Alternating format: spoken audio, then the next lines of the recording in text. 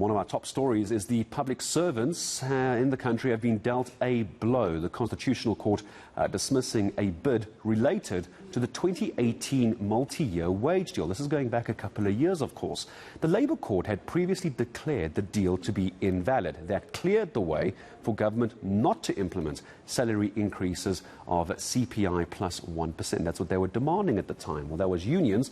They wanted the ConCourt to allow them to appeal that decision. So it's a bit of a backwards and forwards, but hopefully it's making sense where we are. But how did we get here? What happens next? PSA spokesperson Reuben Maleka joining us. Reuben, good morning to you. So this has been messy for going on very quickly.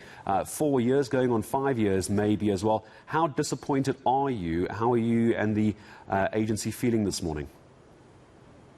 Good morning, Gareth and the viewers of eNCA. Look, first of all, we are very disappointed with the decision of the court. And secondly, obviously, very angry about the conduct of the ministers that, robbed us and lied to us about, entering into a resolution that they knew from the onset that is illegal and is not going to be implemented in full. That makes us more angry because if you look at the judgment, it is more hinged on the issues of COVID.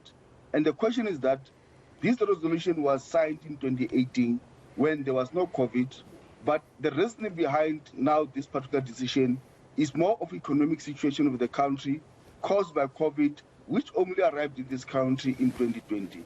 So we are at a point as PSA that I can tell you yesterday we have already reinstated our demands of 2020, of 2018, 7 June, and we expect that we are going to get into hard negotiations in a week's time, and failing which, obviously, we already have a certificate of non-resolution.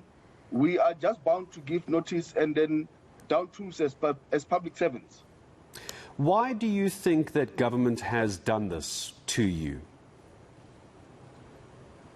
Look, it's simply because they can't manage corruption, and the easy target is public servants. So you can see that the scapegoat every time is public servants are told that the wage bill is ballooned. But what is the percentage of the wage bill? It's 34% of the fiscus, which is normal. In any country you can look at 34% of the fiscus allocated to public servants' wages. It's not out of order. Is the trend. So, but every time the attack is on us as public servants, while government itself and the responsible ministers are letting corruption to be the norm in this country.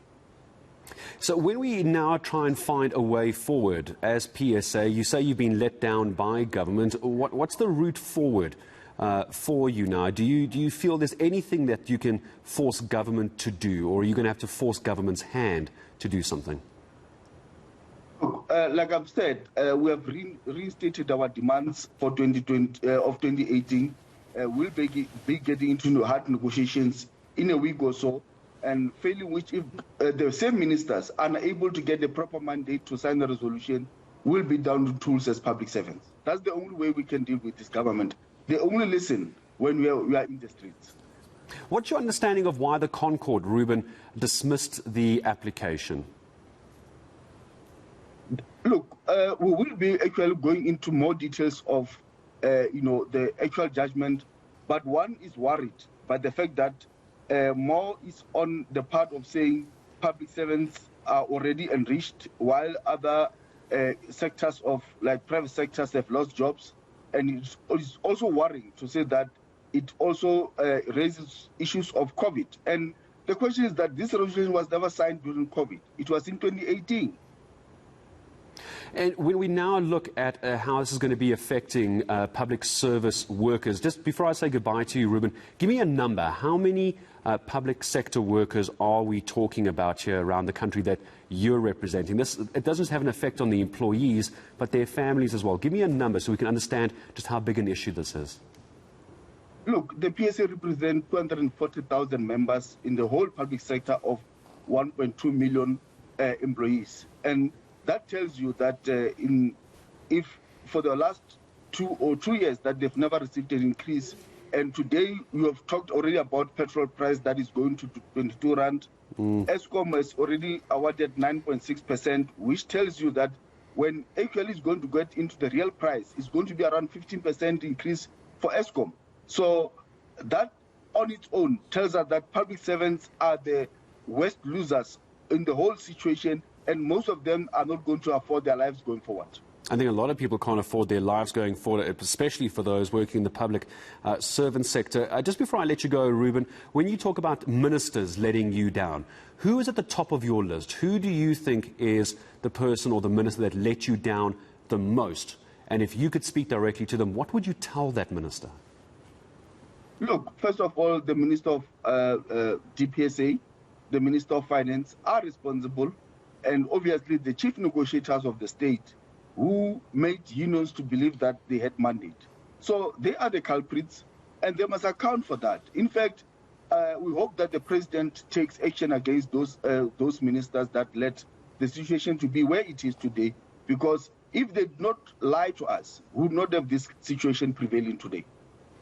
Reuben, I'm going to say thank you very much indeed for your time this morning. Reuben Maleka, PSA spokesperson, joining us. It's going to be a long, hard-fought fight. As Reuben says, it's not the end of this, even though the Constitutional Court not allowing them to appeal that decision. It's this 2018 multi-year wage deal. It seems like it's come on to absolutely nothing at all. We're going to keep following what's happening with the public servants, also follow up as to how we got to this point as far as the public sector is concerned.